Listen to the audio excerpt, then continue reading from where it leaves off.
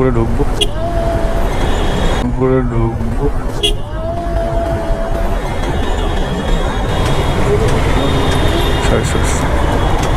আমার দোষ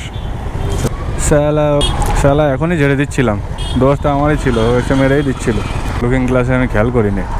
দেখেছেন, এখানে দোষ আমার ছিল, আমি একটু সরি বললাম, উনি কিন্তু খুব সহজে ঠিক আছে মাথা নাড়িয়ে দিল। আমি যদি এখন একটু তর্ক করতাম যে তুমি কেন এত জোরে চালাচ্ছ, তুমি কেন এটা করলে সেটা করলে, তুমি কেন এভাবে আসলে, এখানে দেখছো জ্যামের মধ্যে তুমি এত জোরে আসলে কেন, এভাবে যদি আমি ওকে উল্টো তর্ক করতাম তাহলে এখানে একটা ক্যাচাল বাঁধত। তো সবসময় নিজের দোষটা স্বীকার করে নেওয়াটাই উত্তম। যে কোনো জায়গাতে যে ভুল যে কারোরই হতে পারে, ভুল হয়ে যায় সবারই। এই ভুলের কারণেই তো দুর্ঘটনা ঘটে। ভুল না হলে তার দুর্ঘটনা ঘটতো না। কেউ তো ইচ্ছা করে দুর্ঘটনা ঘটায় না। কথা হচ্ছে ভুলটা স্বীকার করলে ঝামেলাটা হয় না। ভুল স্বীকার না করার কারণে আবার ঝামেলা হয়ে যায়। আমার কথা হচ্ছে যে ভুল স্বীকার করার মধ্যে কোনো লজ্জার কিছু নেই। এই যে আমি ভুল স্বীকার করলাম, উনি সুন্দর করে হাসি মুখে আমাকে বিদায় দিয়ে দিল। তো দুর্ঘটনাটা একটা ঘটতেই পারত।